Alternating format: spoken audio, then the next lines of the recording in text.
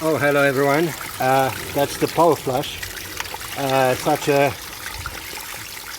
dirty water, such a ground full of sludge I've never seen before.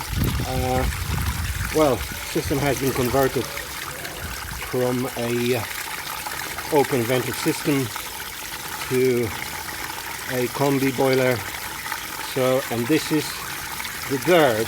This is the sludge which you have in your boilers, sometimes in your radiators, which means that black water, that sludge, is killing every component of your boiler. Heat exchanger, which is really expensive, so the main heat exchanger could cost 500 or 600 pounds.